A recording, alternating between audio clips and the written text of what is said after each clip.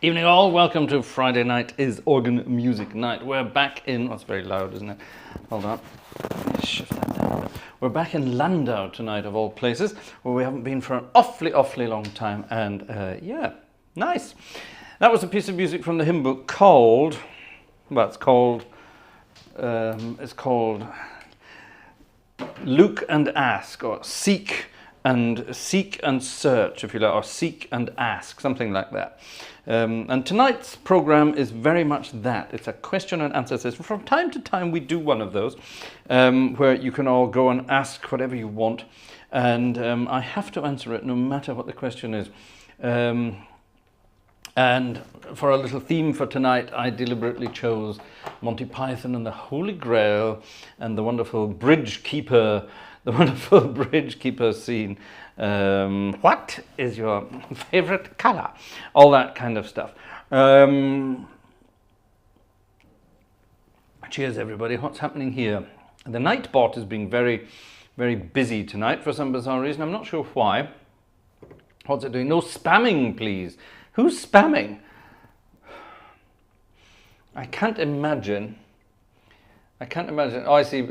It doesn't. It's very sensitive tonight for some bizarre reason. What's happening here then? Someone else is deleting messages. I honestly don't know. We have to turn this thing off. Urza, can you go in and check, please, and see why it's turning things off tonight? I have no idea why it's doing. Or maybe it's because it's a Monty Python night. It doesn't want spam. Get it? Spam. That, by the way, is where the IT term spam came from. It was a Monty Python thing, because Monty Python took the piss out of spam. Spam, of course, being, anyone know what spam stands for? It actually stands for something. Does anyone know what it stands for? Jez will know what it stands for. And one of the, I don't mean this in a nasty way, but one of the older generation British members of the Gartshore gang will know what it stands for. Spam actually stands for something, and it's actually rather tasty. I quite like spam. Nothing beats a good spam sandwich. It's true. Spam is quite tasty. Spiced pork. Shall we say pork? Shall we go for pork? Spiced pork and meat. That's right, exactly. Spiced ham. No. Spiced pork and meat. SPAM. That's it. It's processed pig, basically. It's lovely. It's lovely. It's been around for hundreds of years in all sorts of other countries. The Italians love it. The Germans love it, although the Germans prefer a liver sausage for that kind of thing. But spam is basically just a sort of a sausage meat in a can, and the idea is it was for rationing, wasn't it? Spam, something like that. Anyway, let's not go into the history of it. So there we are. So good evening, everybody, and welcome to the show. Now, I asked you to send me some emails, so let's see who has. If anyone has sent anything. Brooks. Brooks has been busy doing some things over on the old, what's his name? Over on the old Buy Me a Coffee. You may notice some different messages tonight in the chat. The automated messages. You may notice some different things. And also our links have been changed. Our links are no longer the actual links. They are now bit.ly links, which are shorter, and I can actually track them better. So there you are. But don't worry, I'm not tracking you, I'm just tracking their use, that's all. That's what that's all about. Actually, hold on, there is actually something that this should be changed to here. Oh yes, hold on. This is here, continuing with the Monty Python theme. Let me just quickly change that message there. I think this is more appropriate. What do you think? I think that's more appropriate. Don't you think that's more appropriate? Let's just make sure. See, that link's not working again for some stupid reason. Now, why isn't it working? Let me do that again. Ignore me. I'll just. Oh, bloody hell! I'll just pop that in there again. And I think what I have to do is do a space there. I think if I do it like that, hold on, let me just see if that works. No, that doesn't work either. All right, bear with me.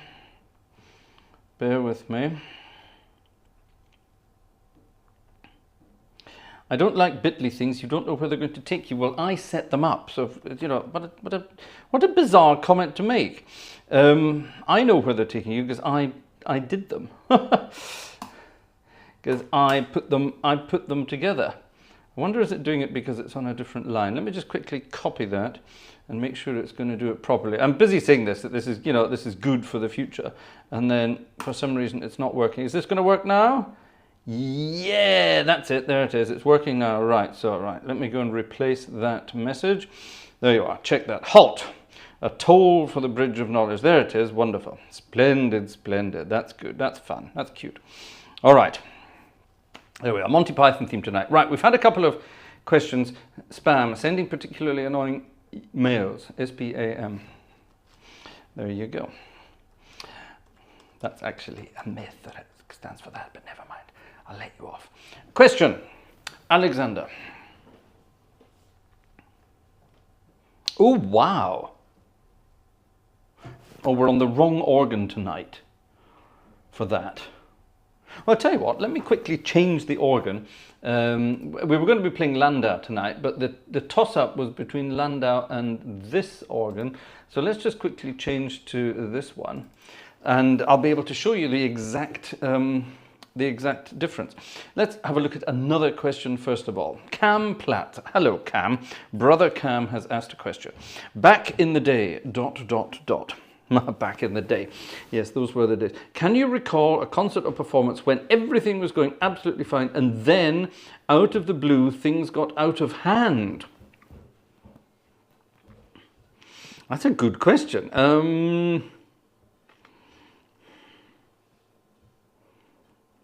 I'm going to say no.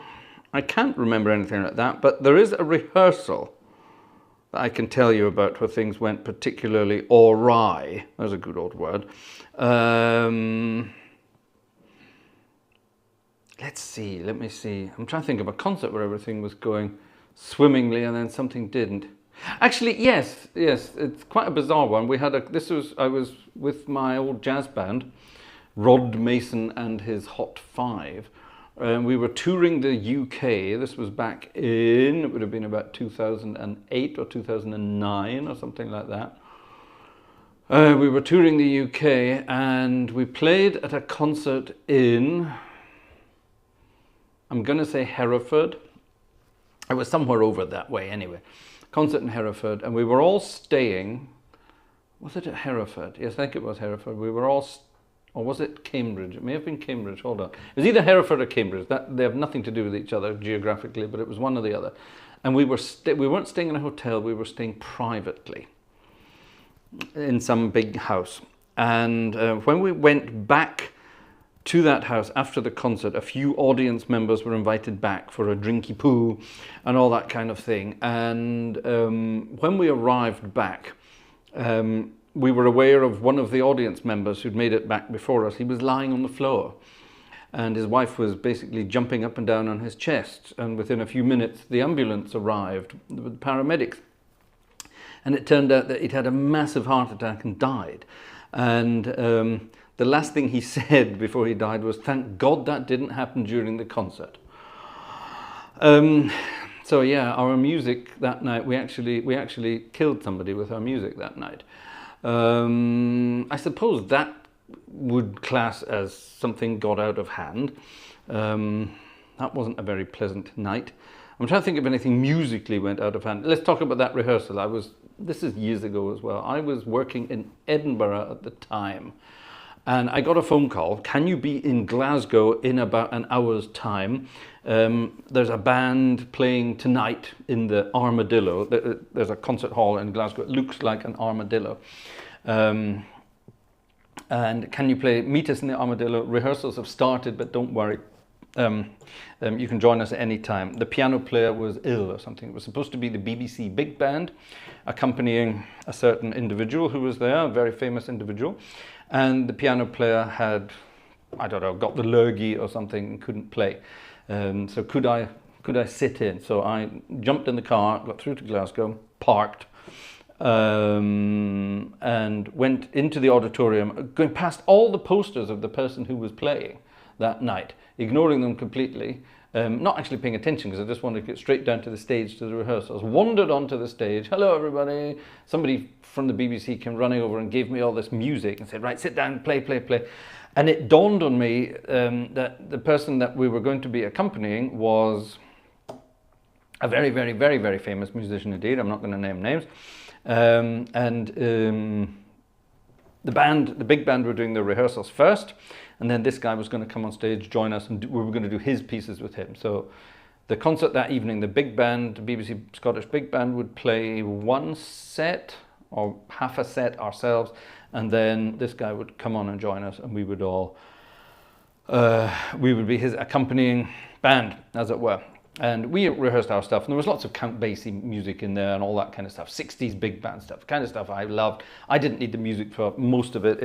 I knew it all, and I just bopped about on the piano, having an absolute whale of a time. I thought, this is brilliant, I'm getting paid, it's all my music, I love it. And then finally it dawned on me, bloody hell, we're going to be playing with, oh God. But thankfully I knew all of his music anyway, I just need to make sure I had the right keys. So anyway, so then his manager arrived, or his band manager arrived, dished out all the music for everybody, and we played through a couple of tunes, and this individual eventually wandered onto stage, sat down at his instrument, and proceeded to rip the band apart.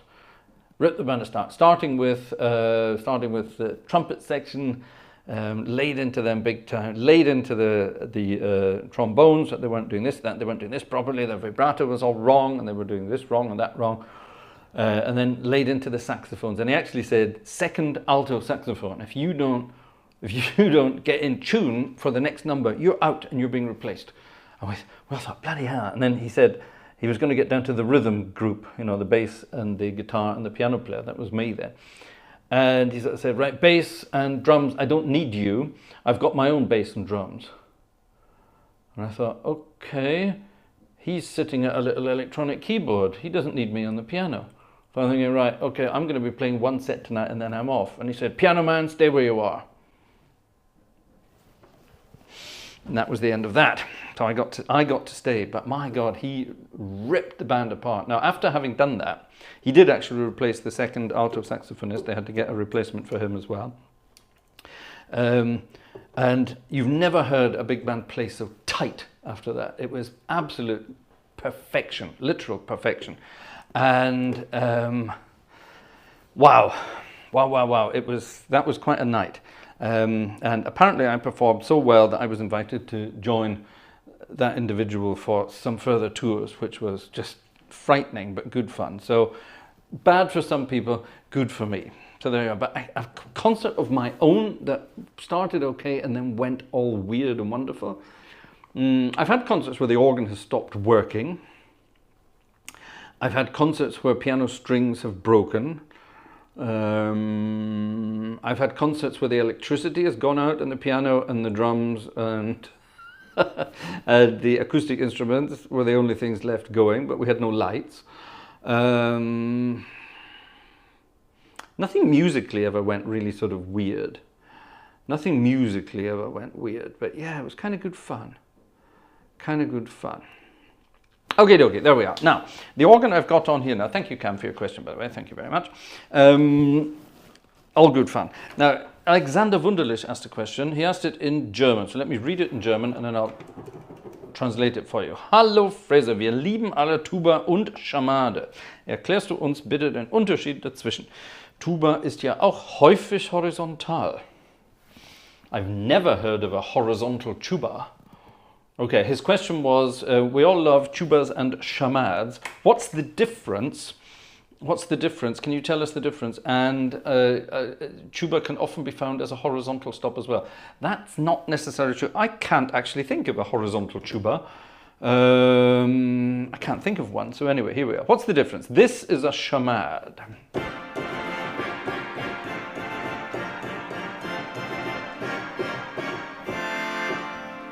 And they're available at various different pitches as well.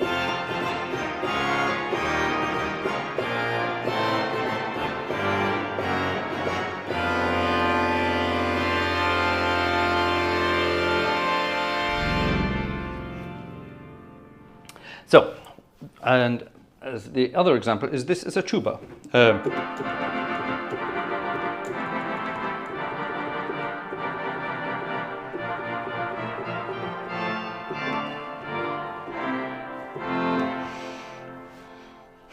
Can you hear the difference? I'm sure you can hear the difference. The chamade trumpets, these are, en chamade is a French term that basically means on its side. And rather than organ pipes, which are normally placed vertically, these pipes are placed horizontally. So rather than speaking up into the church, okay, up into the church, they're laid on their side, so that they speak directly into the building they are in. So they fire their sound in a very aggressive manner to the front.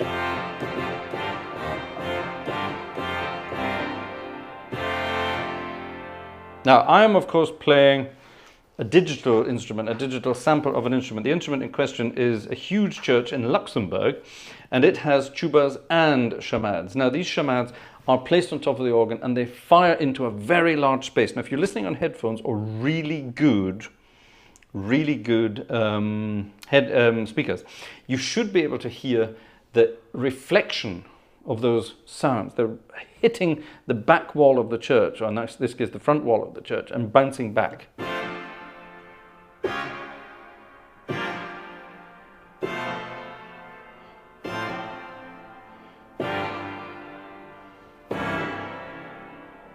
Yeah? Can you hear that? Okay, so they're designed as trumpets, normal organ trumpets, but they're more aggressively voiced, and positioned in such a way that they are a much more direct sound into the church. Now, the tuba, on the other hand, tuba is a high pressure reed stop. It's a much rounder sounding stop, and it's designed basically to be a solo stop. Where is it?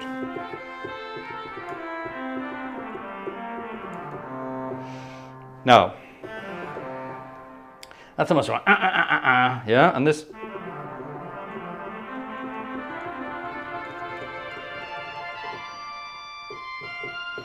Yes, it's meant to be a sort of a nice, big, round solo stop. It can be added to a tutti, believe it or not, but it does tend to overpower things. Now, this organ doesn't have a huge tuba because it has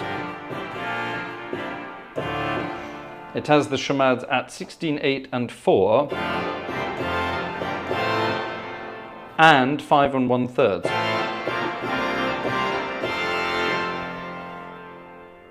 So what you could think of it as a chamade is a fanfare trumpet, and a tuba is a solo trumpety stop. Okay, it's kind of trumpety.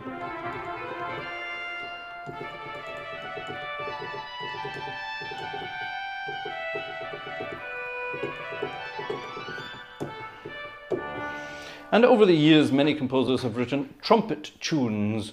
Do you have many chamade tunes? Yeah, there's old Spanish work, Spanish trumpets. The Spanish were the first to employ these horizontal trumpets. Trompeta de batalla, they were called, battle trumpets. There you are, that tells you something about the history. And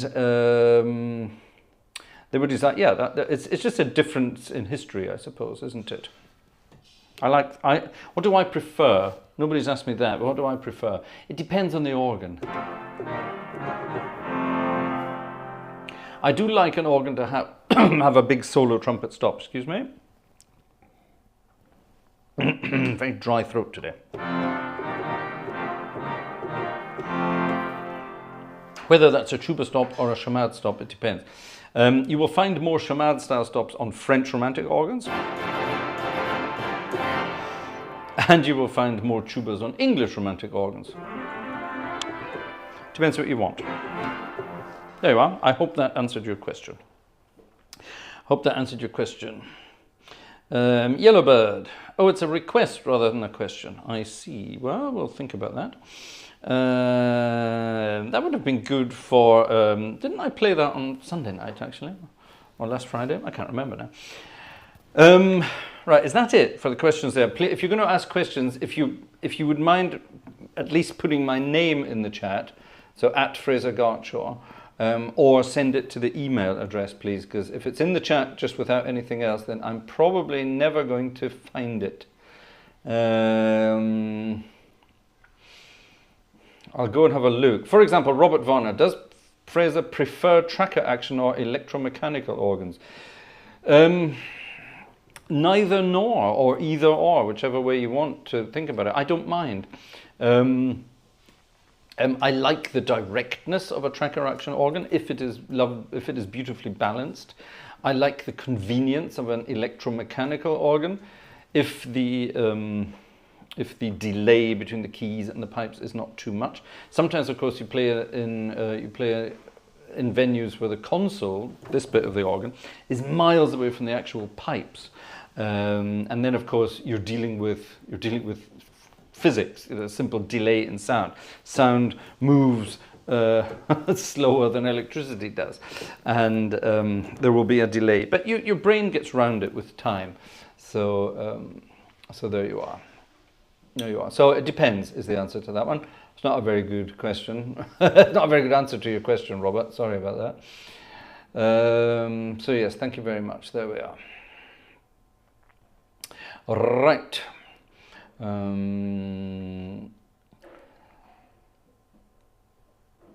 Blue-eyed Cat has asked a question. From what level and when do the Dow Jones and the DAX start a correction, and he wants to go short? Well, you'd have to ask a financial expert about that. I haven't got a clue. I know nothing about money whatsoever, which is why I don't have any and never have had any. Josh has asked a question. Living in the Westerwald, have you ever been to Limburger Dome, that's Limburg Cathedral, and played the organ? I have been to Limburg Cathedral, but I've never played the organ, but we're going to change that one of these days. So there you are. There you are. How about that?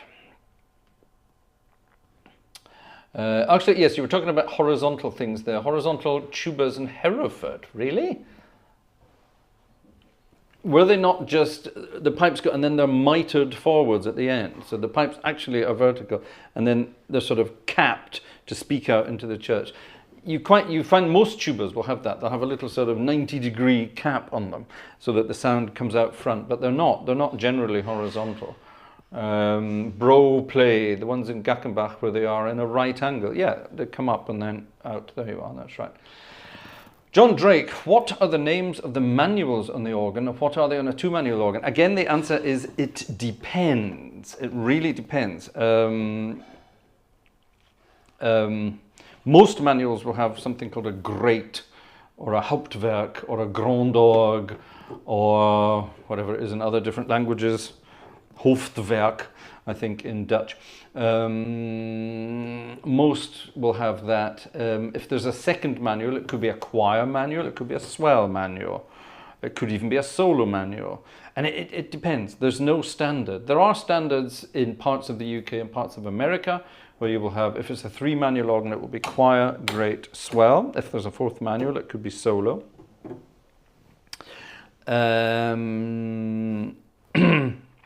If it's a two-manual organ, it would be grate on the bottom and then swell on the second one. It depends.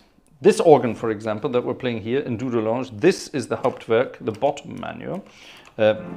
This is the Hauptwerk. This is the, what's it actually called? Is it called positive or is it just called second manual? To be honest, I don't know because they're just numbered 1, 2, 3, and 4. But that's the Hauptwerk. I'm going to say that's the positive. This is the swell. And on the fourth manual is only these guys. The bombard, if you will, yeah, we call it, or the Schamadenwerk, something like that. Something like that. So, again, John, the answer, it depends.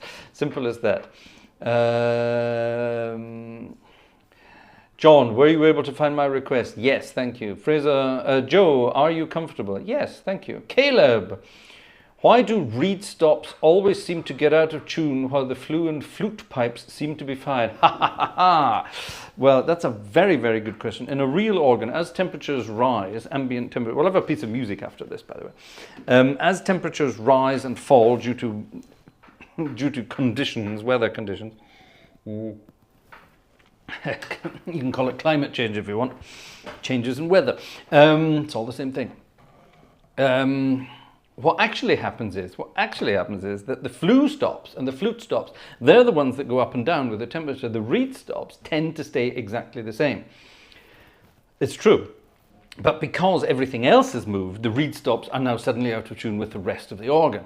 So that you keep needing to sort of tap them into tune if you're having concerts or performances and things like that. What it actually is, it's the flue stops, the normal fluty pipes, the stringy pipes, the diapasons. They're the ones that go in and out of tune with the temperature changes. And the reed stops don't. They're the ones that stay in tune. They have a different makeup. If you imagine, you know how organ pipes work, don't you? There's two styles of organ pipes. There are flue pipes, which work like a recorder, Blockflöte if you're German. It's just basically a flute. Yeah, air is blown across a hole or a lip, and the air starts to vibrate. A column of air will vibrate, and depending on its length, will give you a tone. Depending on its width or its diameter, depending on the size of it, it changes the tone. The thinner the pipe, the more stringy and reedy it will sound. The wider the pipe, the more woofy and diapasony it will sound. There you are. Useless information for you there. And then you have the reed pipes, which are, to all intents and purposes, a clarinet. Yeah, so you know how a clarinet works. There's a sort of a single reed. So it's not like a double reed, like an oboe or a bassoon. It's a single reed, like a clarinet or a saxophone. And there's like a mouthpiece, and that reed is held against the mouthpiece at a certain point. And by moving that sort of point around, it shortens or lengthens the amount of the reed that's talking, that's speaking, and that will tune the pipe, as it were. The actual bit on the top, the actual pipe bit, the long bit that makes the sound, that makes the tone, shall we say, not the sound, makes the tone. That just dictates how the pipe will sound, and its length, yes, to a certain extent, can dictate the pitch, but it's mainly this little reed thing that dictates the pitch. And it's usually made out of brass, and brass is not quite as weather susceptible as other metals like tin and lead and things like that. And of course, it's much smaller. These lips, these reeds, these tiny little things, they are that size. You know, it can be an 8-foot pipe, but the tongue, that's what they're called, the tongue can only be that size. So, you know, there's not much variation there that's going to change the tuning too much. You know what I mean? There you go. That was a good question. Thank you very much indeed. Oh my goodness, there's more questions here. Right. John, any plans to play the organ in Freiburg Cathedral? There are 5 of them linked together. You've been watching Jonathan and Tom Scott, haven't you? Yes, I would love to go to Freiburg, and I hope to go there one day. The Scott brothers have just put out a wonderful video about Freiburg Cathedral, and it sounds amazing. And to those people who got to go to that concert, what a treat. Wonderful, wonderful. Jeff is asking, in the radio show, I haven't a clue. Can you describe and play the spoof theme which introduced the lovely smile? Do you know, I have no idea what that piece of music is. I never really listened to I haven't a clue. So I don't know, actually. I have no idea what that piece of music is. So if you find out what it is, send it over, or maybe someone else knows. Jez, do you know? Some of you will know. Joe, what's the oldest working pipe organ in the world? Apparently it's in Switzerland in a place called Salem, or Salem if you're American. Apparently it's there, but is that actually true? How much of it is completely original? Ask the Swiss, they'll tell you it's entirely original. Ask anyone else, they'll tell you what a load of nonsense. So I don't know is the answer. Somebody out there will probably know. You'll have to ask a real organ freak for that one. I'm not a complete organ freak. Oh, Zion, sorry, not Salem, Zion, that's the one, sorry. Many people would say, see, that's what, Rasbaz, you've got it right. Many people would say it's an organ in the Swiss town of Zion. Sorry, Zion. That's the one. Not Salem, sorry, Zion, that's it. Yeah, it's very, very old. That much is true, but how much of it's original is the big question. It's like people who say, oh, this broom has been in my family for 400 years. We've only replaced the handle 10 times and it's had a new head 5 times. You know, that kind of thing. Yeah. You know, that's the question there. Excuse me. There you are. There's one there.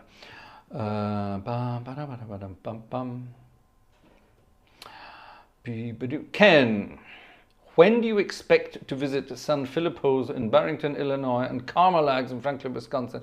And don't forget Organ Piper Pizza in Greenfield, Wisconsin. Well, Ken, I have. Oh, it's in the email as well. Thanks, Ken. It's actually. I have an open invitation to 2 of those instruments that you have mentioned there. I won't say which ones. I have an open invitation to many instruments in the United States. And when will we get to go out there? That's the big question. Ideally, I would like to arrange a tour of instruments out there, and it would have to be worthwhile. It would have to be a family trip. I'm not going to go over there by myself. Vanessa's never been to the States, so and well, the little one certainly hasn't. So it would be a family trip, and we'd make a sort of a working holiday of it, that kind of thing. So there you are. There you are. So one day soon is the hopeful answer to that one. I don't think it's a piece of music, just a twiddle by Colin Sell. Well, there you are then. I'd have to listen to it, Jeff, to find out what that is. Okay. Okay, see, here we go. The barnacles are out. Nock is saying Rusum in North Germany is the oldest playable organ in the world. So, yeah, there's all sorts of places around the world that will tell you the same thing. Jeff, is there any difference between a square pipe or a round pipe? Yes. There is. One is square and the other isn't. That's basically the only difference. That's not actually true. You tend only to find square wooden pipes. I'm trying to think if there are any square...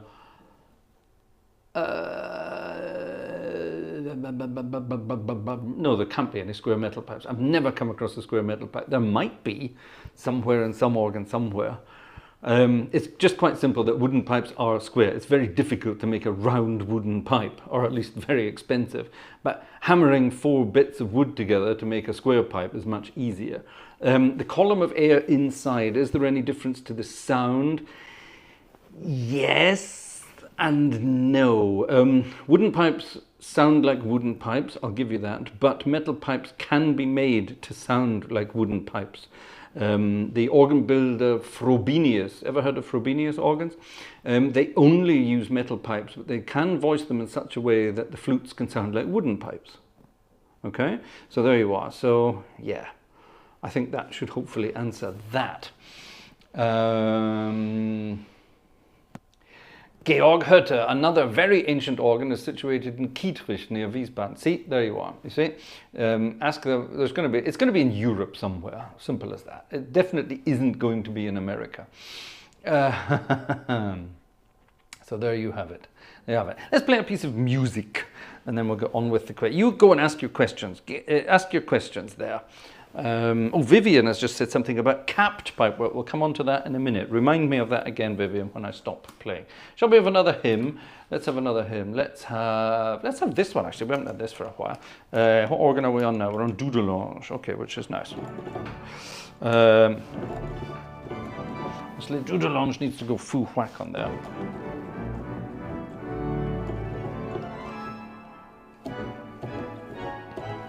Yep, that'll do. Number 452, should you be asking?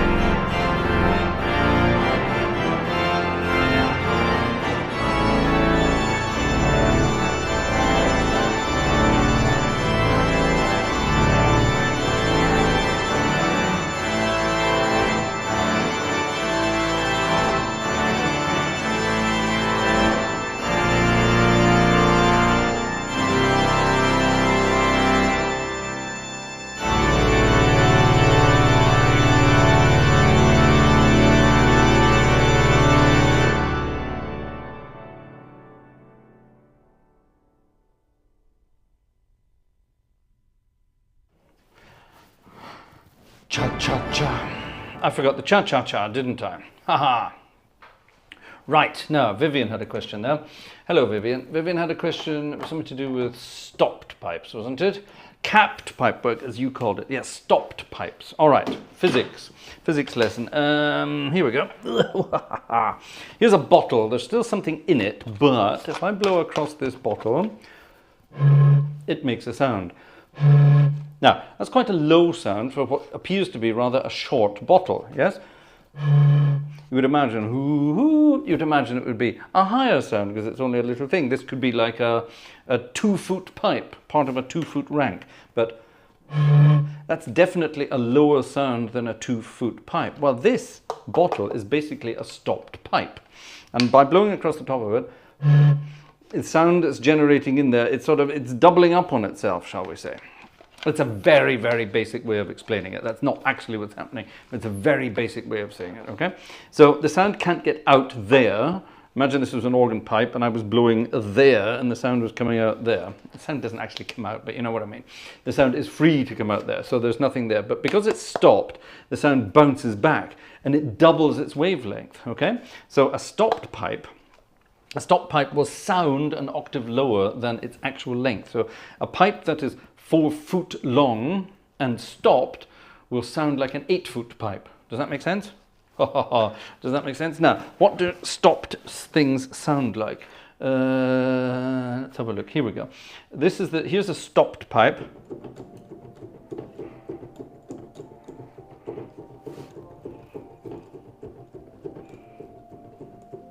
Okay? That's a stop pipe. It's a very gentle sound. And I don't know if you can watch speed my hands are moving at and the speed with which you hear the sound. Okay? Now this is an open flute.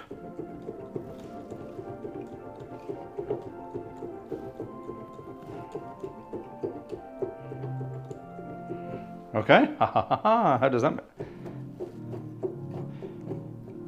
That sounds more like a fluty flute than this does. Aha, that's got a more mellow sound. And that's what a stop pipe will always sound mellower. Okay? Does that make sense? Yeah, I'm sure it does. Okay, there you are. So this pipe will be these pipes will be 8 feet long, or at least that one there will be. But these pipes will be half the length because they are stopped. But they sound at the same pitch. Magic. It's all witchcraft. Right, there we go. So there you are. Waveform nodes. There you are. I see Vivian knows what she's talking about there. You're quite right. I'm assuming Vivian is a she. Sorry, I hope that's right. Caleb Ellingson. If you ever make it to the US, you should visit the Boardwalk organ in New Jersey. It's the largest organ in the world. No, it's not. It will be when it's finished, though. Currently, it's not the largest organ in the world. If it is finished, which it hopefully will be one day, it will be the largest in the world with 7 manuals and over 30,000 pipes. Yeah, it's stupid really, isn't it?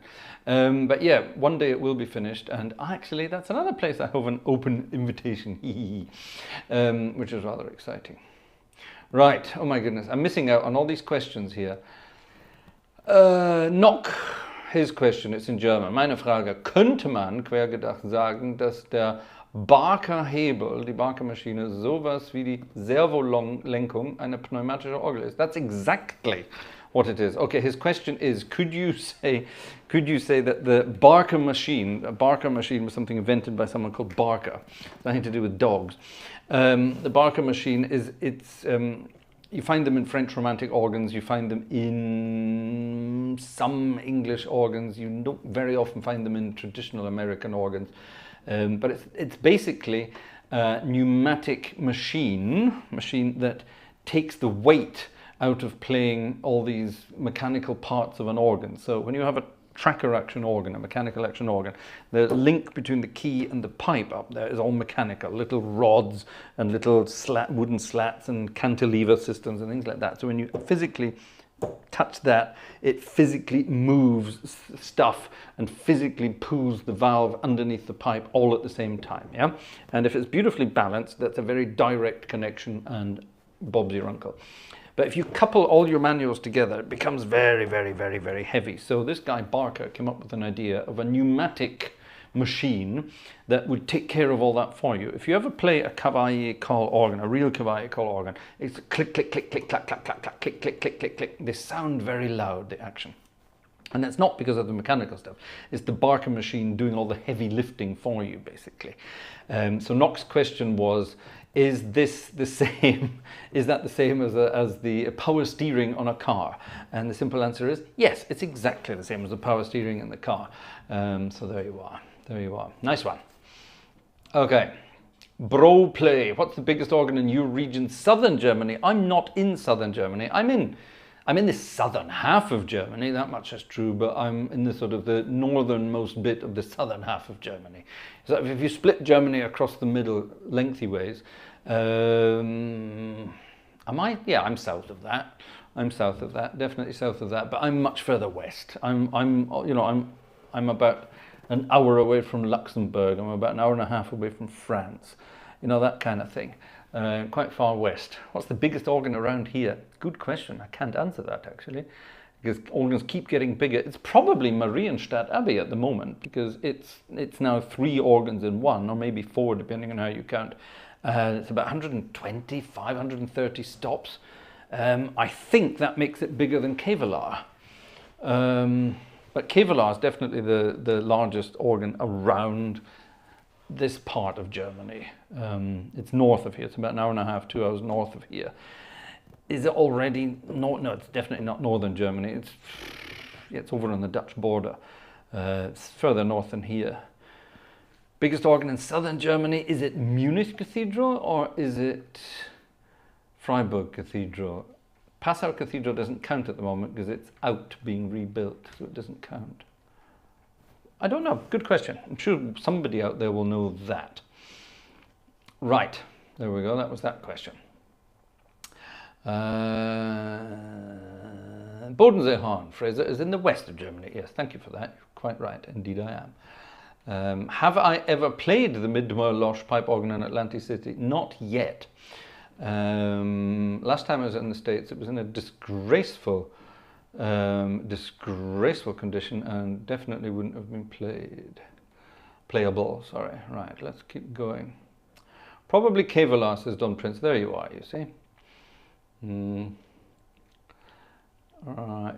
Isn't it Cologne Cathedral? Oh God, no. Cologne Cathedral is tiny compared to other organs. What about Altenberger Dome? That's quite big, but it's not that big. It's nowhere near 100. It's not that big. Okay. Right, there we are. Right, those are the questions I found up to now. Here's more questions here.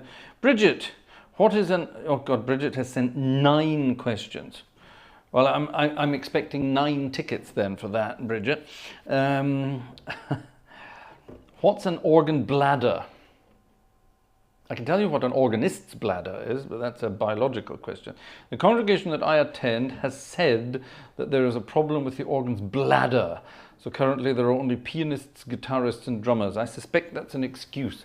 What they probably mean is the chest, the organ's chest, or the organ's wind chest. That's a reservoir which contains the wind at a certain pressure, which then gets sort of delivered to the pipe chests and on. That's probably what they mean. It's basically a big wooden box that can sort of, it's a wooden box with a lid, and the lid is attached by sort of leathery bellows, and it rises up as the wind pressure increases. And what it probably is the leather has become perforated and it can't hold pressure. What are organ chimes? Organ chimes are chimes playable from an organ. So the chimes, this organ doesn't have chimes, does it? You know, bing bong, actual tubular bells, chimes, playable from an organ. Hold on a minute, how does that work? Well, it's very simple. An organ, whether it's mechanical or pneumatic or electro-pneumatic or any combination of the above, you press a key and that moves parts. Now you can also get that key to move a hammer, and it can fire a hammer, like a piano hammer basically, but it fires a hammer at a tubular bell. So there you are. So organ chimes are real chimes playable from the organ. Do you have a favorite instrument sound on the organ? Yes, of course I do. And it's this. It's all the strings and something called, that's even more strings. Let's get rid of that for a second. That's not what I want. There we are. That's what I want. It's all the strings and something called a vox humana. So here's more strings with a tremulant. The tremulant is making... Tremulant, actually, this goes back to your bladder. If you take that bladder and apply a sort of a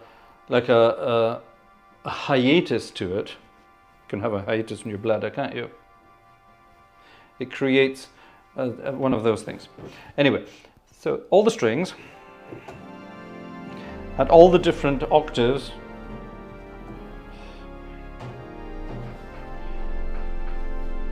a big 32-foot rumble down in the pedals, and then the addition of a soft, angelic sounding vox humana at the same time. This is my favorite sound.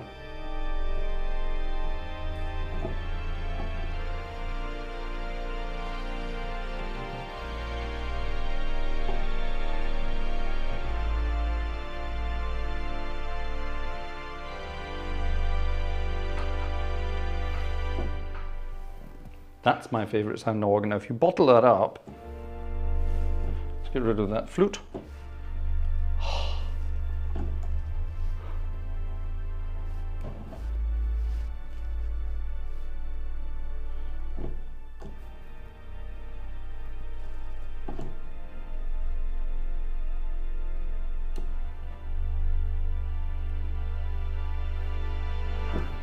That is my favourite sound. It's not on every organ, sadly. On huge organs it will have that sound. That's my favourite sound. There you are. Do you have a favourite movie score? Yes. Have you ever played it on the organ? No. Oh, that's a very difficult question. A lot of movie scores are very, very good. The Day the Earth Stood Still. The original one from the 50s, not that awful modern remake with Keanu Reeves. He wasn't the most wooden thing in that film. Anyway, that's a good one. Things like The Magnificent Seven, wonderful. But my favourite music from any film would have to be something like... Oh, that's difficult. That's very difficult. I love the music to the film The Time Bandits. I love the music to the film Monte Carlo or Bust, or Those Magnificent Men and the Flying Machines, Ron Goodwin doing his wonderful work there. I loved the music they had in Ocean's 11, for example. If we're talking incidental music, then that's a very difficult one. That's a very difficult question. I can't answer that. Have I played it on the organ? Probably not. Do you like stage musicals? Yes. Have you ever played music for one? Yes. Yes is the answer to that. A lot is the answer. Have you ever heard of the Etsy Organ Museum in Battleboro, Vermont? I have heard of it, but I don't know anything about it. If you could only watch 3 movies for the rest of your life, which 3 movies would you choose? That's a damn good question. That's a damn good question.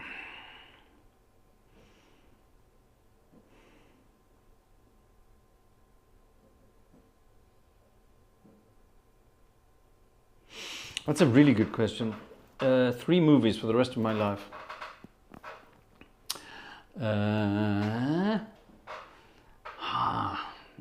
I'd have to think about that. That's a really difficult one.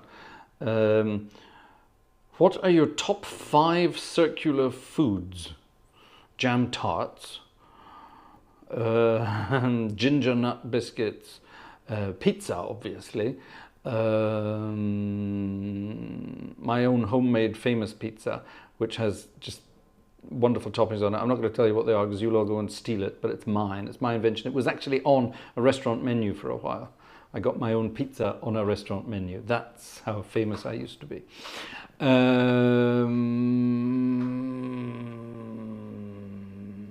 You know those biscuits you get in IKEA, those cookies you get from IKEA? They're like just little round things, but they've got sort of cream and jam inside them. Happy Faces, people would know them as in the UK. Oh, wonderful, I love them. Other circular foods.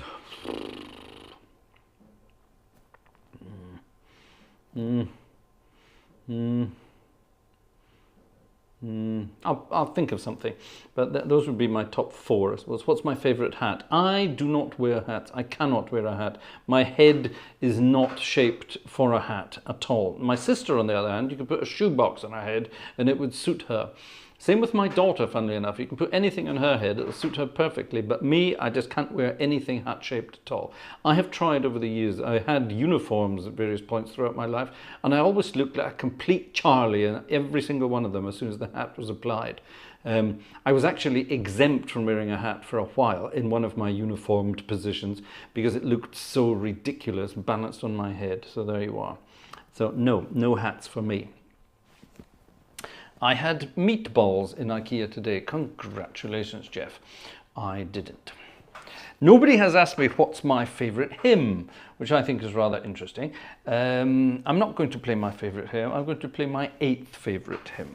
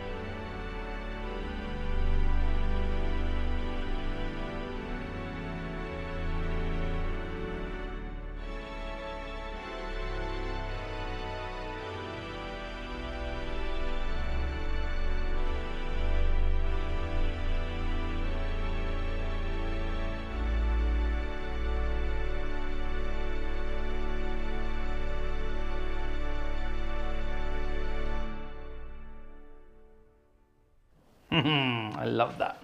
Love that piece of music. Ave Maria. It's one of those Ave Maria hymns. Isn't that beautiful? I do like that. Ah, I love it. I love it. I love it. Lawrence of Arabia.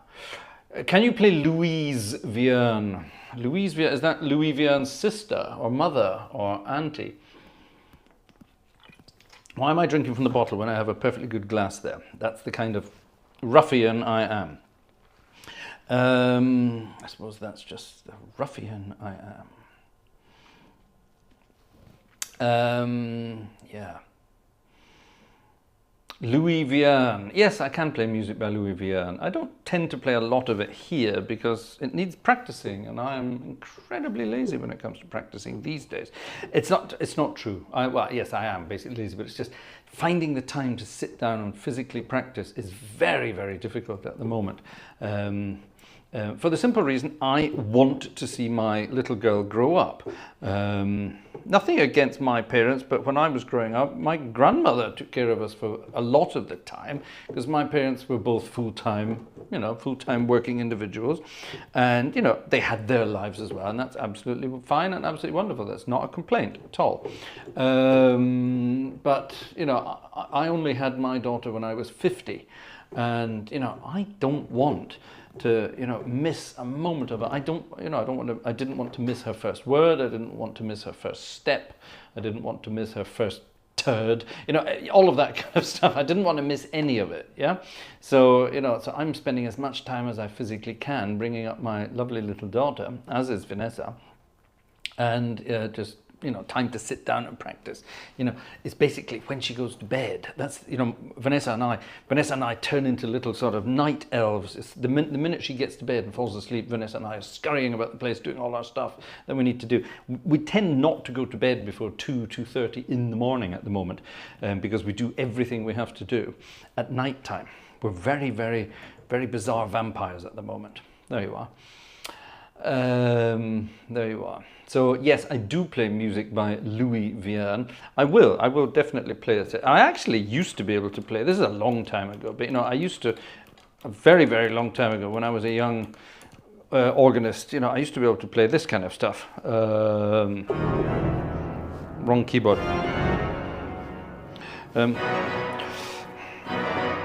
The B major final movement of a 6th symphony.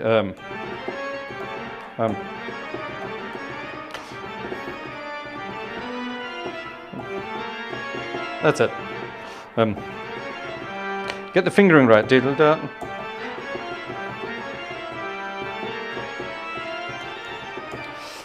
Can't even remember how it goes. That's the final of the 4th movement. Everyone knows the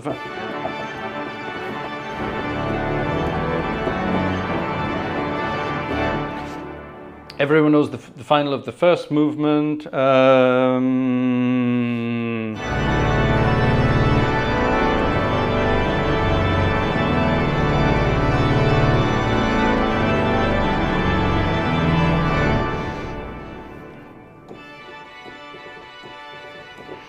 Westminster, everybody plays that. That's a lovely piece. I love that.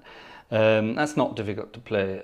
I used to be able to play as toccata in B minor, B flat, in B flat minor thing. I played quite a few of the soft ones by him as well. Which I love the music of Louis Vierne. It's absolutely wonderful. I've played that on the organ of Notre Dame late at night. It was great fun. So there you are. Definitely done that. All good fun. There you go. Some of that. Actually, I should pop over to the old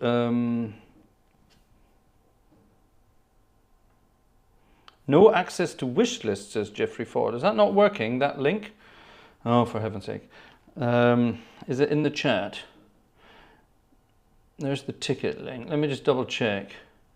I apologize if it's not working. Everything should be working.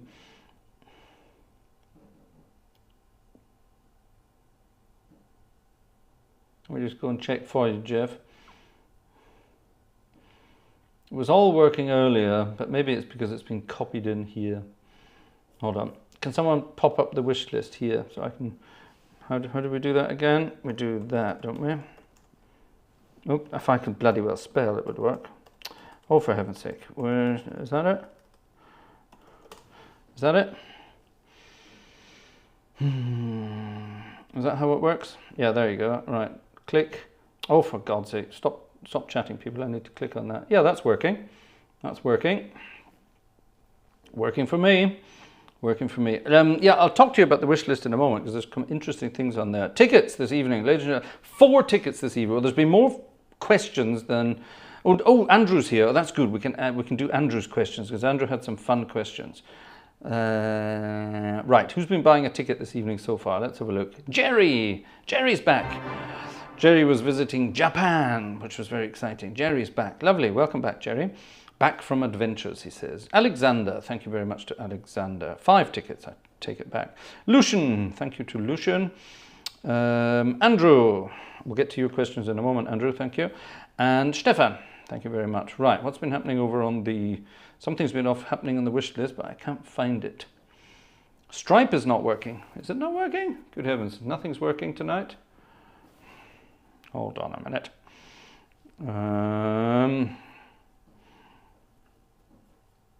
Should be. Is that the link for that? I'm not honestly sure it is. Is that the link for that? Yeah, there you go. Boom. Yeah, that's working. All working here, Jeff. All working here. All right. Let's have a quick look and see what we've missed over yonder. Over yonder. Okay. Oh, something's been happening on the wish list. Let's have a look. I can't tell you who or what. Let's have a look. Well, first of all, thanks to the Platts gang who oh no, sorry, that was last week. That was on the 6th of July. All right, so there we are. 2 people have done something on the wish list tonight. Thank you very much indeed. Thank you to you, whoever you are.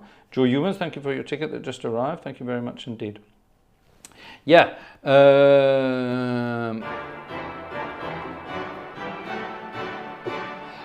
There we go. There we go. Okay, so tell me that way. Yeah, wish list at the moment. The wish list, I've changed something on the wish list. We had here a fancy camera was on the wish list. Now, the wish list is there for wishes. And there was a very fancy camera on the wish list. And at the moment, our friends at Black Magic Design, they've got an even better camera on completely bizarre special offer. There's like €1,000 off the price. It's crazy. Limited offer. So that is something I kind of put on the wish list. Fingers crossed, fingers crossed, fingers crossed.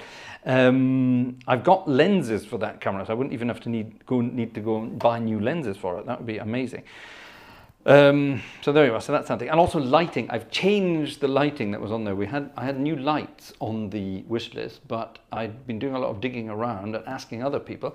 And there's an amazing light. It's better than this. It's about the same, it takes about the same amount of space away, but it's completely flat. It's an LED light that's completely flat, and it just gives the most amazing, gorgeous, soft light. So that's on the wish list.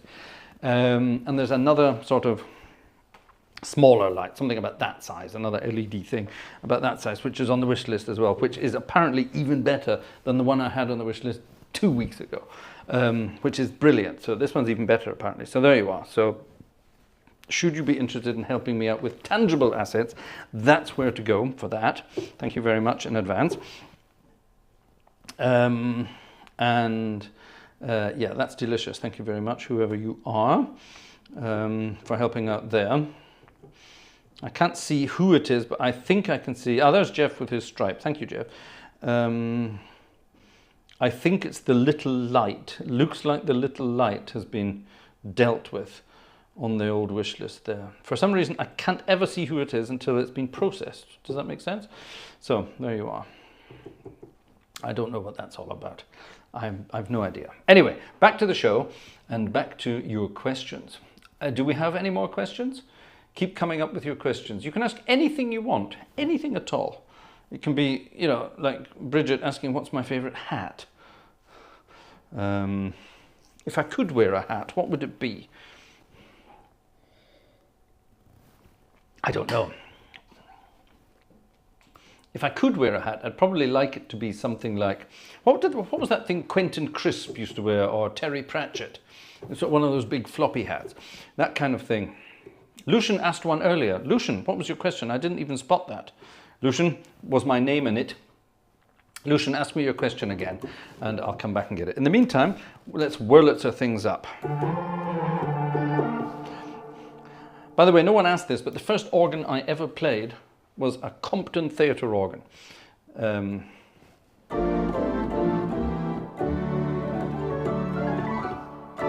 Ooh, John Castle. That's a lovely question, John Castle. If I could have any classic car, what would it be and why? What would it be and why? Andrew, can you re-ask your questions, please? Because they were right back at the beginning of the chat and they've long disappeared. Classic car. Jez says Bentley. Well, yes and no. I would like to have a really nice old Bentley. Well, actually, if I could if money was absolutely no object whatsoever, and I only had to have one car, then it would be a Continental Coupe from the 60s. A Bentley Continental Coupe from the 1960s. A wonderful two-door coupe or coupe in a sort of burgundy red color, obviously with beige leather interior. The first series, this would be a Series 2 coupe, probably a Bentley Series 2 coupe. It didn't have the fastback. It had the boot. It had a lovely sort of sloping roof, and then it had a proper boot on it. It didn't have the sort of fastback thing, which I didn't like. I never liked the look of that one. Still had single lights up front, but it had the 6.2 V8 in it already. That was a gorgeous car, and I used to drive around in one of those. A friend of mine in Inverness had one, and he used to let me drive around in it when he wasn't there, so that it could be moved. I mean, back in the day, it probably wasn't worth as much as it is now. These things are worth like $500,000 now, but back in those days, maybe 50 grand. And I used to drive around in this thing, and I used to pick up hitchhikers and take them down to Loch Ness in it. Just madness. But nowadays, for ease of use,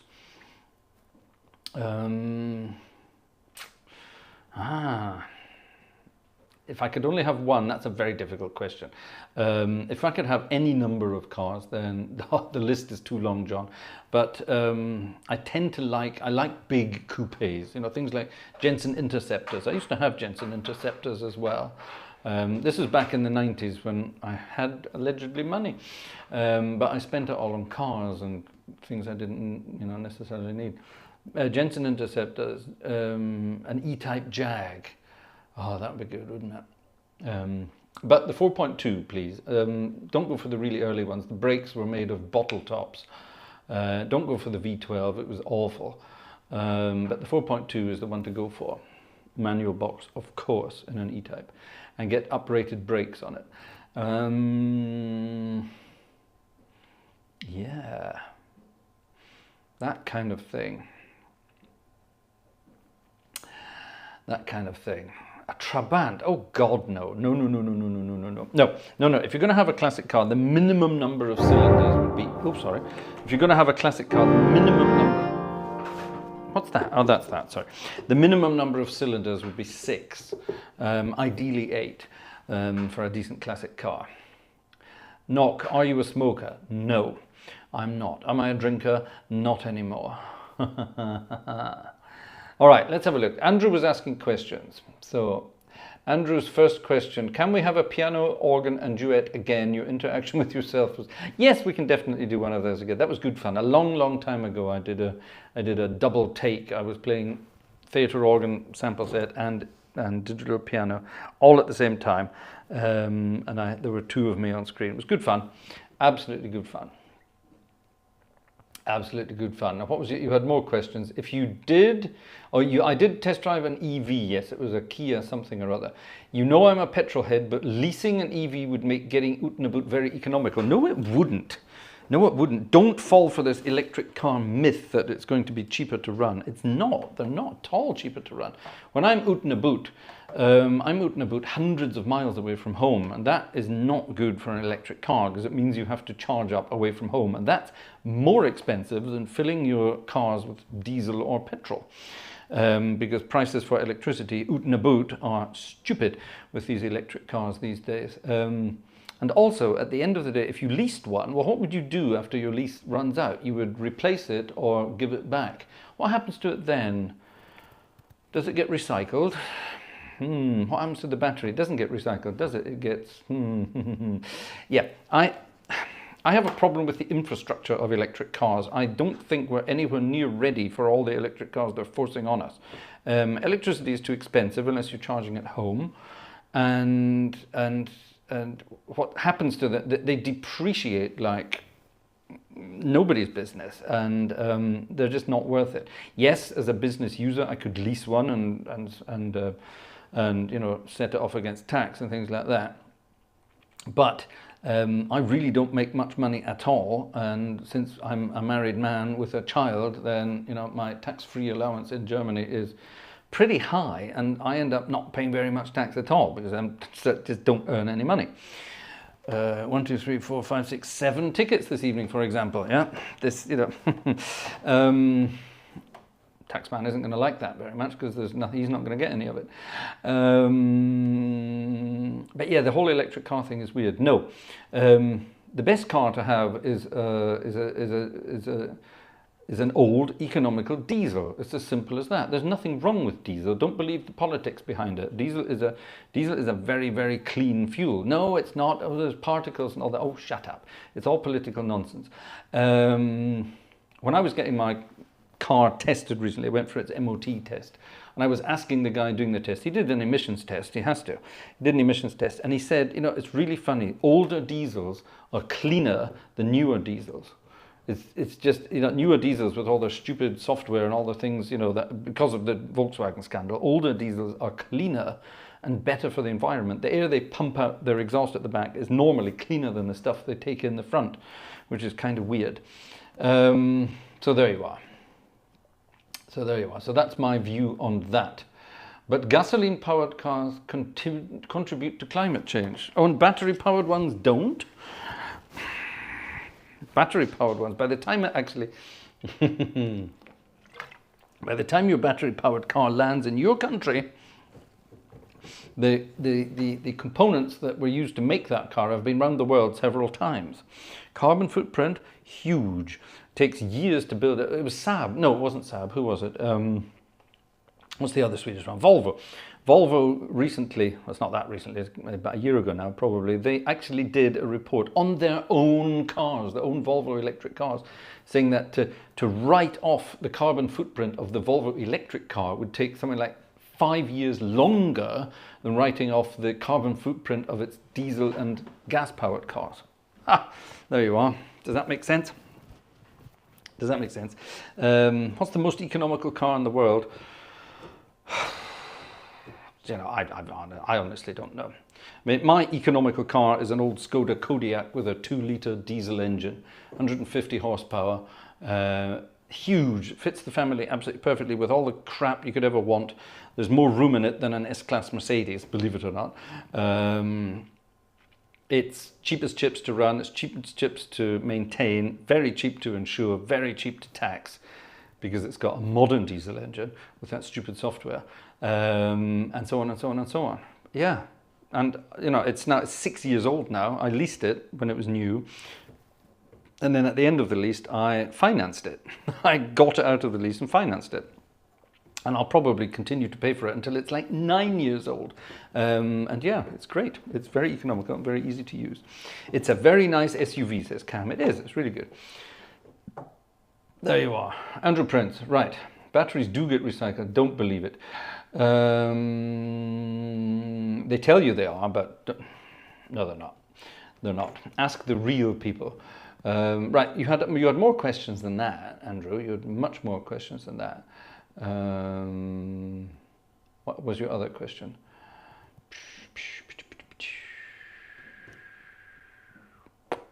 Bodensehorn, there is still far too little discussion about the conditions under which the materials for batteries are exploited. Yes.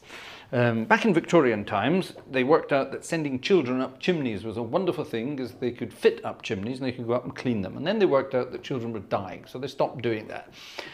Now, however, we're sending children out around the world into weird and wonderful countries, mainly African countries and Asian countries, where they are groveling about in the dirt, removing all those wonderful metals we need to make batteries for these electric cars. And then they all get sent to Canada, where apparently they're coming out of the ground as well. Yeah, of course they are. And get put together there, and then they all get sent back to China to get put into the car. And then once they've been put in the car in China, they get shipped around the world again to be sold. Makes perfect sense. Sorry. Anyway, there we are. So yes, Bodensee-Horn, you're absolutely right. But anyway, we're becoming political now, so let's not become political. I'm going to continue driving around in my diesel cars until I'm not allowed to anymore. And then I'm still going to do it and pay the fine, because at the end of the day, it's still cleaner than most other stuff. Long term. Think about long term.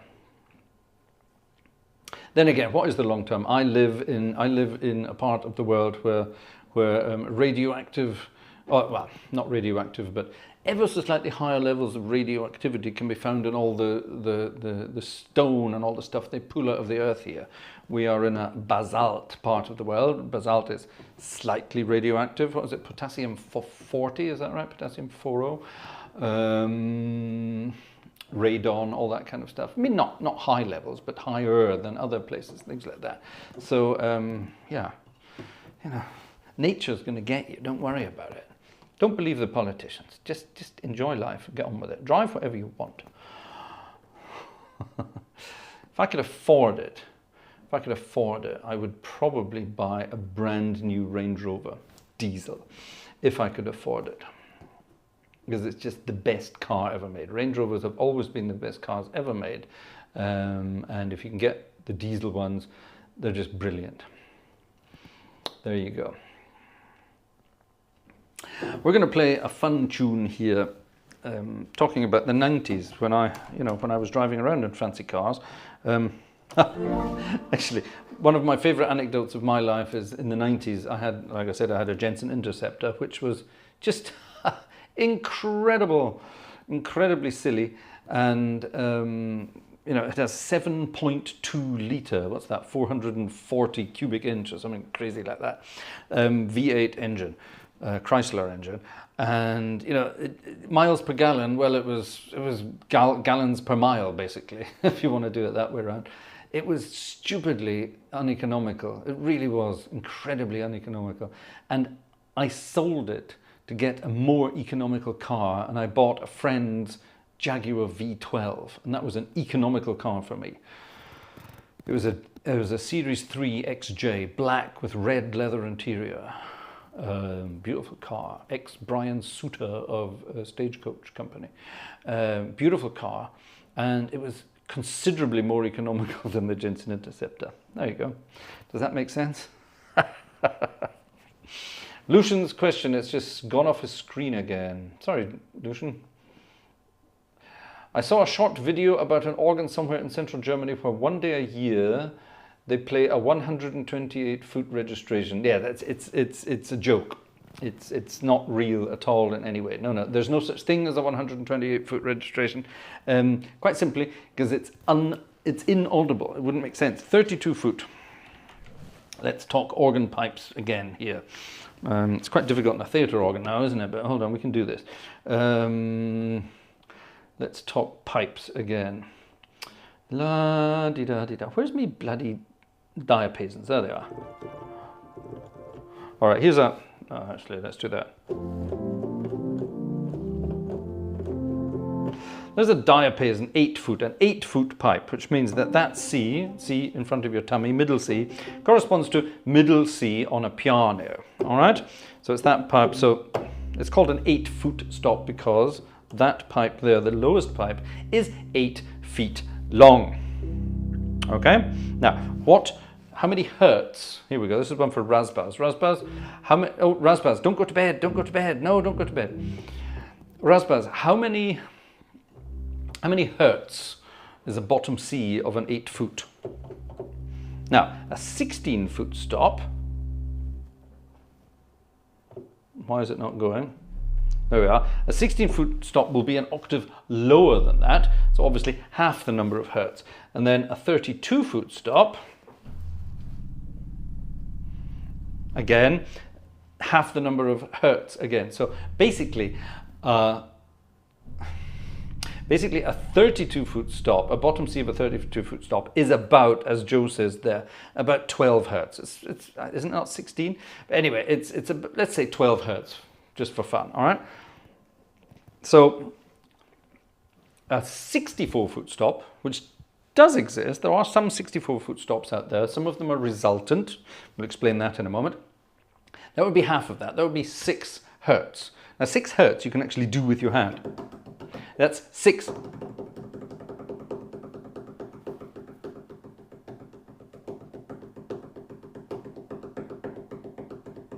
There you are. That's 6 hertz. All right, so it's 6 beats a second. That's 6 hertz, yeah? Now that is not a musical sound, okay? But half of that would be 128-foot stop, would be 3. Yeah, and that doesn't make a musical sound. That's just 3 beats a second. So while it sounds great, a 128-foot stop would be, it wouldn't even be, not only would it be inaudible, it just wouldn't be felt at all. A 64-foot stop with its 6 hertz. Can you feel the air move? You can feel some things move, yeah. It's debatable. It's debatable, but no, you can't really feel anything move. Just a big joke. A big joke. Yeah, hertz and moving and all that kind of stuff. It's kind of weird, isn't it? By the way, if you ever play a Hammond organ, which some of you might, Hammond organ drawbars have stop numbers on them as well. 16-foot, 16-foot, 8-foot, 4-foot, 2-foot, 1 3/5, 5 1/3, all that kind of stuff. And it's based on, here, pipe organ scales as well. Don't forget the Hammond organ was designed to replace pipe organs in certain things, certain conditions. We have to play some music, don't we? I'm enjoying this, answering some questions this evening. But yeah, I like it. Ask me some, let's get some final questions going there. We're getting up to 12 o'clock and time is moving on. I've got to keep an eye on things.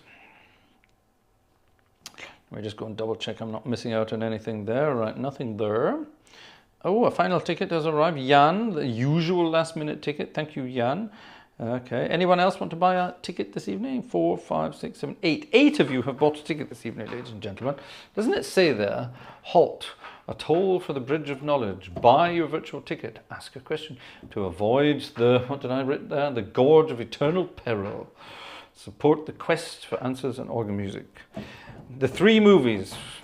Well, I suppose the 3 movies should really be Monty Python movies, shouldn't they? It should be Monty Python and the Holy Grail, The Life of Brian, and what was the other one called? What was the other one called? There were 3 Monty Python films. What was the other one called?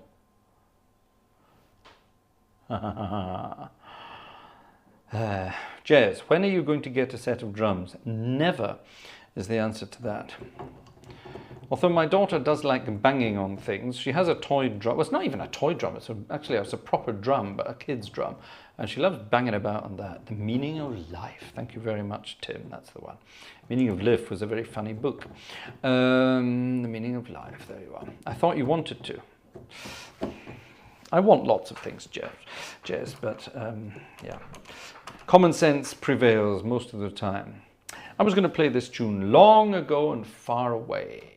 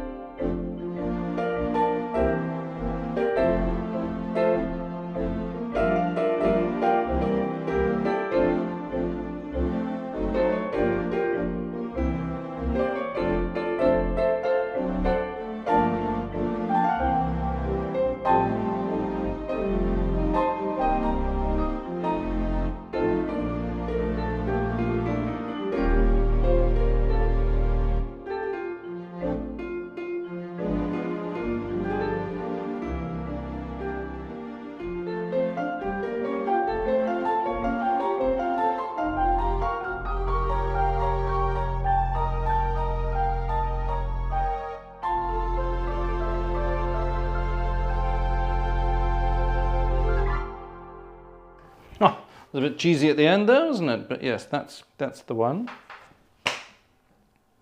Ah, Ingo, with a late night ticket there, a little bribe to get you to... yes is the answer to your mail. Yes is the answer. October. Yes. Just yes. Do it. Details. Yes, details soon. You're right. Sorry. Yellowbird has come up with this. Oh, did Yellowbird have a request this evening? I'm sure you did. We're not actually doing requests tonight. We're doing questions tonight. Oh, yes, you did. You had something in it. Oh, that was our 50s night, isn't it? That would be a good one to do. Yeah, all right. All right. Why not? Has it arrived? Has it arrived? Synchronize. There it is. Perfect. The other night we did a 1950s night. I suppose this would work quite nicely for that. 16251. 16251. 162.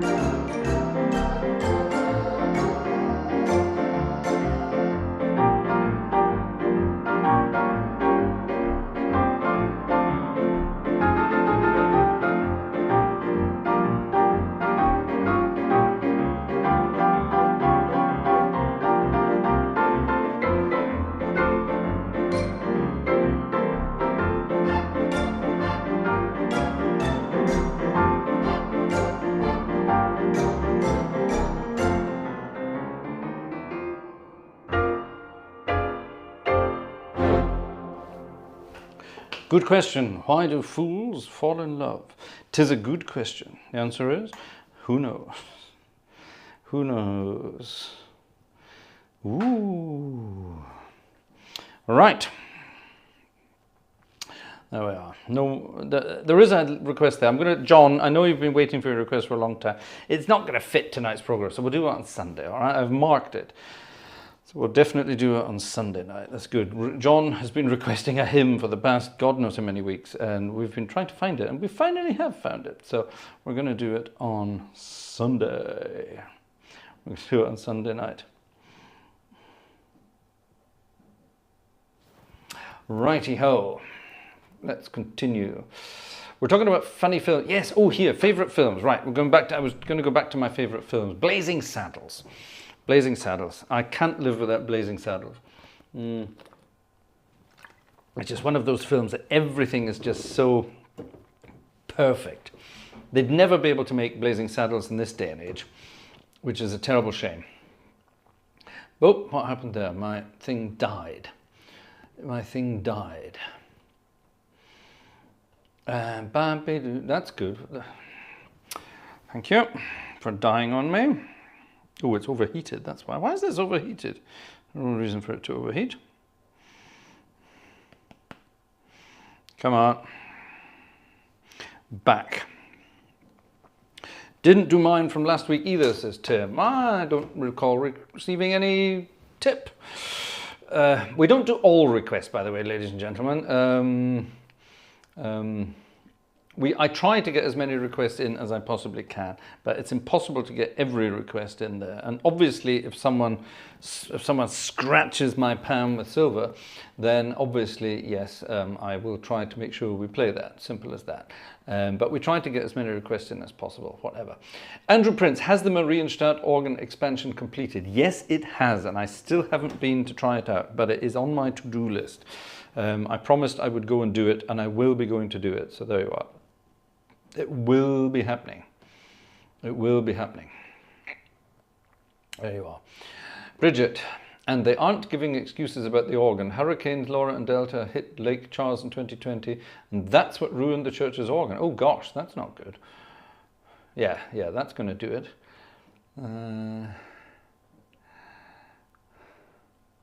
I got a tip from Tim. No, I certainly didn't. 30,000 from Joe. Yeah, I could do with that. That would be quite nice. That would go towards paying off some debt. That would be nice. Yeah. One day. My phone will randomly turn off at 100% power. Oh, that's weird, isn't it? Tim, I'm sorry, I don't recall that. I'll have to check up on that. Was it euros, dollars, Australian dollars? Can you remember? I'll have to check up on that. Sorry, Tim. I don't recognize that. Okie dokie. We've gone midnight, ladies and gentlemen. So if there are no final questions for this evening, I will sign off with a final piece of music. Sunday night will be a normal service again. Normal service will resume, sorry, that's what I wanted to say, on Sunday night. And we'll be back with a normal-ish concert. When I say normal, none of our concerts are ever normal at all. They can't be. They're not allowed to be. So maybe you have some bizarre requests for Sunday night. I want to play obscure music. 100,000. Joe's up to 100,000 now. That would be good. 100,000 would definitely pay off all the. Yeah, it would pay off all the outstanding debt, and it would give us a deposit. It would give us a deposit on a piece of land to build a new house. Now that would be exciting, wouldn't it? Over to you. Over to you. Riders on the Storm by the Doors, maybe. That, Rodani, would be copyright hell. YouTube hates copyright at the moment. So yeah, that definitely wouldn't work. But yeah, there we are. Right, no final questions. Riders on the, was that a question there? Riders on the Storm by the Doors, maybe, question mark. That kind of is a question, I suppose. No, all right. If you have any final questions, now's the time, because this is the final piece of music for this evening's extravaganza, and I want you all to sing along.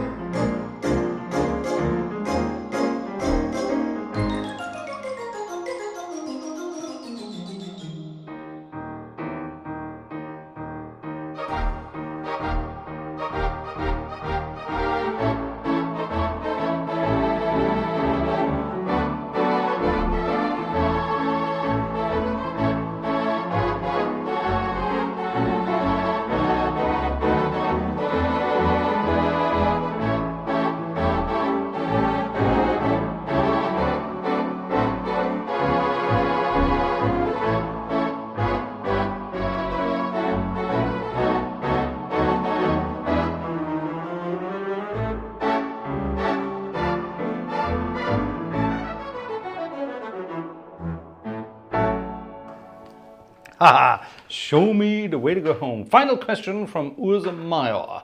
How long hat deine musikalische Ausbildung gedauert? How long did my musical education take when I visited schools, universities, or other such institutions? That's a bloody good question. Simple answer is too bloody long. I started school when I was 4. I went to university when I was 17. Yes, I was one of those smart asses. When I went to university, I discovered that there was more to life than academia. I discovered, well, I basically discovered women. That was the end of that, as they say, and I disappeared off around the place, enjoying myself in ways I never thought possible as a young man from Inverness, where there wasn't much difference between women and men back in my day, in the 80s. Anyway, and suddenly I went off to university and all these posh birds hanging around. Edinburgh University was where all the posh people went in those days. Forget Oxford and Cambridge. They all went to Edinburgh. They used to go to St Andrews, but St Andrews wasn't quite as exciting, and so they all went to Edinburgh. Anyway, so while I was at university, I decided that there was more to life than that, and I got involved with other music. I got involved with bands and other kinds of music, and I left university after a while because I couldn't be bothered. Literally couldn't be bothered. Didn't see it taking me anywhere, and went back home to Inverness for a while, dotted about playing bits of music here and there for a while, and then a couple of years later thought, hold on a minute, this is stupid, maybe I should finish my degree, it will probably take me places in life. So I went back to university, grovelled, and they said, yeah, all right, you can come back, pick up where you left off, kind of thing. So I did another 2 years there. And that was my university degree. And then I moved to Germany in 2000, and in order to pick up some of the language, because I didn't speak a word of German when I arrived, I went to the Music Academy in Cologne for a while to learn music in German, as it were. I didn't learn anything new, literally. The teachers there, with the exception of 2 of my organ professors, one of them Johannes Geffert, the other one Thierry Meschler, wonderful, wonderful gentlemen who I did learn quite a lot from. Everyone else there was an absolute just chancer, basically, and didn't know anything about anything as far as I could tell. The worst one of them all being my conducting professor, who actually said to me, and I couldn't believe this, a professor of conducting, he actually said, conducting is 90% technique and 10% musicality. And I just looked at him and said, yeah, you got them wrong, didn't you? Surely it's the other way around. It's 90% musicality and 10% technique. All the greatest conductors of all time were terrible conductors, technically, but musically they were just wonderful. They could drag music out of any lump, any organic lump. And, the technique's just irrelevant. But no, he was adamant that technique was the most important thing when conducting. So we agreed to disagree. And, most of the rest of the idiots, professors there, were very similar to that. They didn't really know very much about anything as far as I could tell. But for some reason they were being paid huge amounts of money to let people know that they didn't know anything without them finding out they didn't know anything. Does that make sense? But it was an eye-opener, if nothing else. So I could have finished my German qualification should I have wanted to. It wouldn't have gotten me anywhere I didn't need to go. So I just disappeared, basically. I just disappeared, because it's not It wouldn't have helped me anywhere. Because of my qualifications from the United Kingdom, which back in those days was part of the EU, you know, I was free to work anywhere anyway, and I could have had any organist job I wanted, basically. Still can. Certain parts of the country, they don't want that, you know, you have to have a German qualification, but thankfully in these days that's illegal. You know, if you have equivalent qualification, then, you know, they have to at least consider you. So that's fine. So yeah, and then of course, you know, while I was doing all the academic stuff, I was always playing other kinds of music as well. All my jazz and boogie woogie and rock and roll and blues and all the other fun stuff that I was doing with all, you know, with all the fun people. I mean, I've spent an awful lot of my life playing music with the most unbelievable musicians from, you know, all walks of musical life. I've met some of the most famous musicians ever to have lived on this planet. I've worked with them. I've written music with them. I've arranged music for them. I've given them singing lessons. That's a bizarre anecdote that I'm not going to... When he dies, I'll tell you that anecdote. I'll wait till he's dead, though. It was one of the most bizarre experiences of my life, that one. You know, and yeah, it's been a very, very bizarre life. It takes me up to this point, and that's why, you know, I didn't have a family until, you know, I had to, well, first of all, I had to meet the right partner. That would help, you know. Any of my partners before Vanessa was just absolute disaster. Certainly not even vaguely capable of having a family with them. God, that would have been hell. It was bad enough as it was, but a family as well, that would have been awful. So, you know, it took years until Vanessa found me, until I got my family off the ground. And, you know, I'm 52 now. Will there be another child? Who knows? We'll let nature take its course. We'll wait and see. We're trying as often as we can. That's a different story. Yeah, and, you know, and now, you know, I mean, I could be gallivanting about the place, playing concerts all over the shop, you know, these days. But like I told you earlier, no, these are the concerts I play now. This is why I keep banging on about here tickets and things like that, you know, because this is my livelihood at the moment. This is what I do to try to scrape together some form of living. And it's bloody difficult at the moment. I will be honest, it's bloody difficult at the moment. A couple of years ago, it was okay. 3 years ago, it was pretty good. Last year it was a lot worse. This year it's looking an awful lot worse, you know. And it's yeah, you know, we're busy at the moment. We're thinking about other things we can do to, you know, keep our heads above water. So you know, that's why I keep on at you to help, because, you know, without your help, might as well pack all this up. Yeah. Anyway, let's not be, I mean, everything's tough for everybody at the moment, you know, but, you know, you're all right out there. You've got jobs and pensions and things. And I won't have a pension. My pension is sitting downstairs doing some master thesis work at the moment. She's my pension. Now, that's my fault, you know, that's my decision. It's nothing to do with you guys. So that's definitely my decision. That's the way that works. That's just the way that works. But anyway, I'm not being ungrateful. I know it sounds it sometimes. I really am not being ungrateful. I'm actually incredibly grateful. You know, without you keeping all this up, you know, I would have stopped this a couple of years ago, probably. But, you know, it's we do it for the fun of it, and I'm very grateful that, you know, some of you contribute towards it as well, which is absolutely lovely. And I love you all. Thank you very much indeed. And of course, some of it's for tangible assets. You know, without you, none of this stuff would be here. That wasn't on the tangible assets. That was.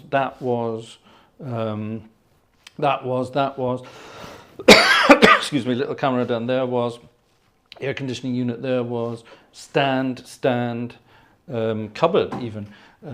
Various cables, various microphones, various speakers, sound card, you know, all of this stuff, it's all been sponsored by you guys. So, you know, none of this would have been possible without that. There you are. Anyway, right, don't be disencouraged. You're quite right. Discouraged, sorry.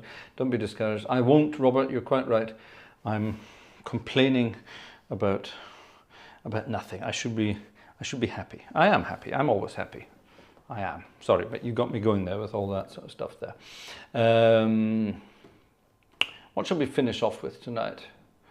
What shall we finish off with tonight? I don't know. I don't know. I don't know. Actually, talking about things, I have something very interesting that I want to share with you. I won't do it now. I'll do it in a separate video. I found some stuff in the attic the other day that I don't need, but maybe other people will. And who knows, might be exciting for somebody. So yeah, we're going to get rid of some stuff. So, you know, there we are. See what happens there. But I'll tell you all about that later.